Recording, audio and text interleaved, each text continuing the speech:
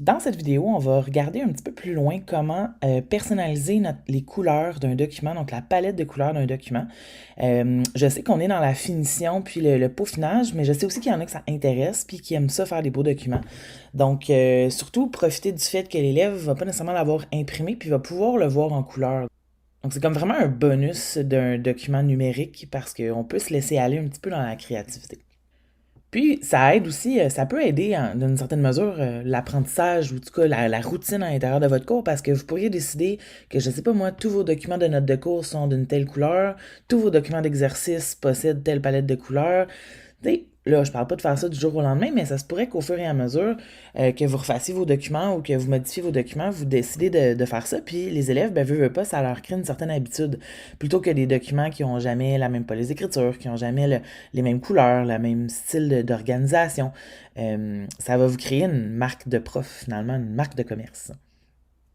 Donc, on va commencer tout d'abord par la base, c'est-à-dire que lorsqu'on veut colorier, là, ou en tout cas donner une teinte à, par exemple, un fond d'un tableau ou du texte dans notre document, bien, on doit ajouter nos couleurs personnalisées. Parce que quand on regarde ces couleurs-là, moi, si j'avais un conseil, ça serait de plus ou moins utiliser celles-là. Peut-être à part les dégradés de gris ou les traits pastels, mais sinon, c'est des couleurs vraiment agressantes dans les documents, où le texte est très dur à lire. Donc, si je prends ce rouge-là, forcément, je devrais mettre mon texte en blanc si mon fond est rouge, parce que sinon, ça va être impossible à lire.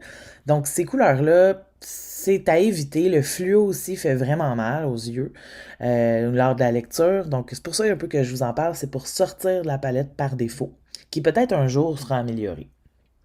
Vous voyez que dans ce document-là, j'ai une palette personnalisée en bas, mais j'ai quand même pris le temps de l'ajouter là, avant de faire cette vidéo-là. Donc, c'est un peu ce que je vais vous montrer comment faire, et avec l'outil Pipette ici. Alors tout d'abord, j'ai ajouté une image que j'avais trouvée dans Canva. Donc c'est pas l'image n'est pas faite comme telle dans Docs, mais c'est ces couleurs-là que je vais aller chercher pour les différentes catégories de mon tableau.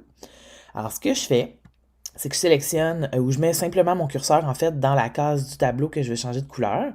Et là, c'est pas le texte que je veux changer de couleur ni le surlignage du texte, c'est vraiment le pot de peinture, donc ma couleur d'arrière-plan. Là, évidemment, moi, je veux la même couleur que le C est déjà là parce que je suis déjà allé la chercher, mais disons que c'est pas le cas. Donc, en pesant sur la petite pipette, je peux aller chercher la bonne couleur. Je vais faire la même chose pour les autres.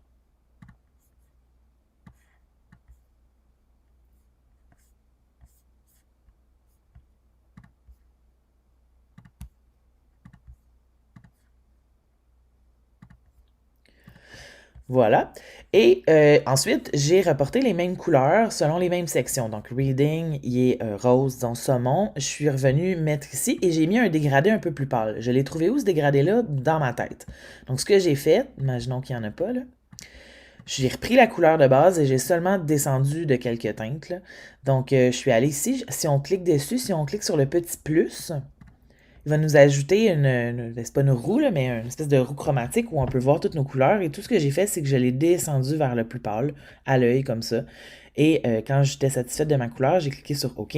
Oups, il fallait pas que mon curseur soit là. On recommence. Donc, je pèse sur le plus. Je vais aller chercher mon rose. Et ensuite, je l'ai diminué. Et je le mets là. Puis une fois que je l'ai choisi, ma couleur est enregistrée ici.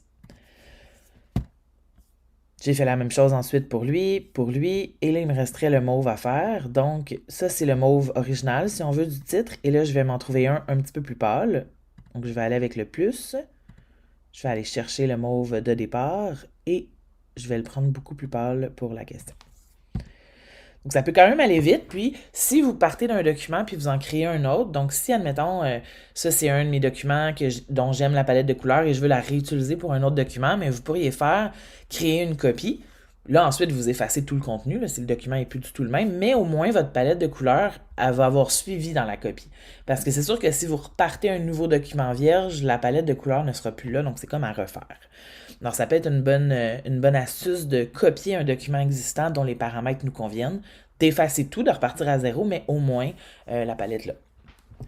Donc ça, c'est la première manière pour faire une palette de couleurs à partir d'une image qu'on aime et qu'on veut récupérer. Si on part de rien, il existe une autre manière de faire. Okay. Là, ça a donné que les couleurs que je voulais étaient dans le titre.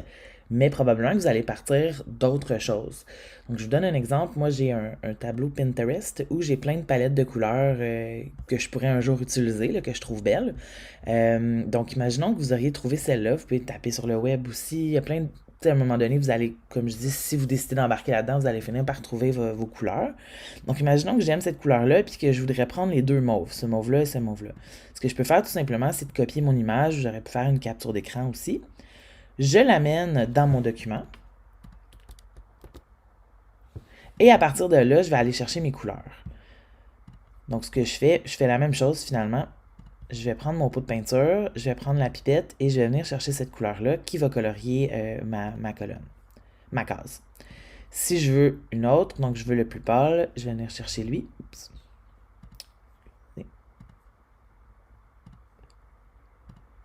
Et ça colore l'autre. Donc, vous pouvez partir de n'importe quelle image et ensuite, dès que vous avez terminé, vous supprimez l'image tout simplement. Donc, j'aurais pas aller chercher le jaune, l'orange, donc des couleurs qui sont pas nécessairement pastel, mais qui sont pas trop flamboyantes non plus parce que ça devient, sinon, il faut mettre le texte en blanc, là, c'est pas possible de lire. Donc, on voit déjà que ça me fonctionne, ce mauve-là, mais que ce mauve-là, c'est encore plus subtil. Donc, si ça vous tente, vous pouvez, je ne vais pas vous ouvrir un autre réseau social, mais si vous avez déjà un Pinterest, vous pouvez vous faire un dossier palette de couleurs, un tableau. Sinon, vous pouvez vous en enregistrer dans vos documents si c'est quelque chose qui vous intéresse. Donc, vous pouvez partir de campagnes publicitaires, de palettes qui existent déjà. Puis, ce qui est avantageux, c'est que c'est déjà des couleurs qui se combinent bien ensemble. Donc, je vous donne l'exemple ici. Même, on nous montre même quelle couleur de texte on peut mettre sur. Donc, on peut mettre le texte en rose sur un fond marine foncé. Donc, c'est vraiment intéressant.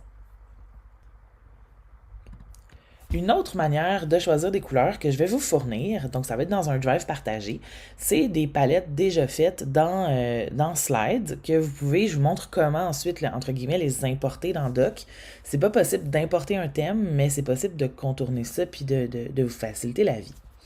Alors, imaginons qu'on prend les bleus. Donc, moi, je vais vous fournir tout ça. Vous prenez ce que vous voulez. Ça n'a pas l'air nécessairement utile comme ça, mais dites-vous que vous allez en prendre probablement juste une couleur là-dedans.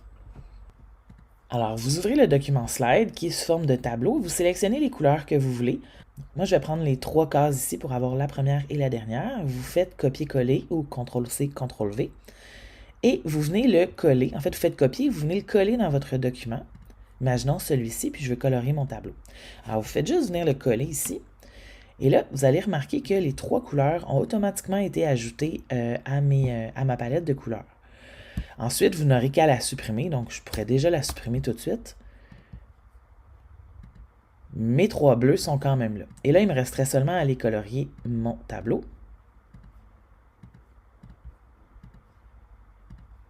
Et voilà. Donc rapidement, j'ai trouvé ma palette de couleurs à partir du slide. Et c'est intéressant souvent de prendre une foncée et une pâle pour délimiter le même thème, mais de dire que ça c'est la question par exemple, et ça c'est la sous-question, ou ça c'est le titre et ça c'est la question, etc. Attention de ne pas utiliser des couleurs comme, exemple, ce fichier-là pour un fond de page ou quelque chose qui va devenir aveuglant. On l'utilise vraiment pour des petits éléments qui viennent ajouter. Et ce qui est intéressant aussi, c'est d'utiliser les couleurs que vous pourriez avoir mis un peu dans les icônes. Donc, je vous donne un exemple. Moi, je suis partie de cette icône-là pour l'enquête judiciaire. Il y avait du jaune et j'ai pris exactement le même jaune pour venir mettre le tableau des suspects.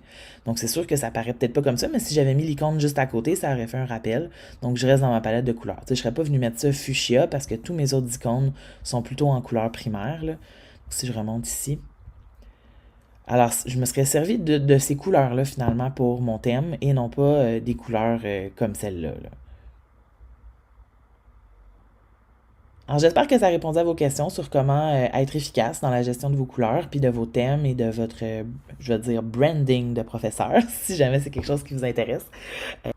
Eh bien, vous avez tout en main pour le faire. Donc, soit à partir d'une image que vous possédez déjà, par exemple le titre ici, ou une image trouvée sur Pinterest ou sur le web ou peu importe. Vous utilisez la pipette pour aller chercher les couleurs. Sinon, à partir de toutes les palettes ici que je vous donne, qui ont, oui, ont l'air très fluo, mais peuvent être utilisées pour mettre en surbrillance un titre, un tableau, une section sans problème.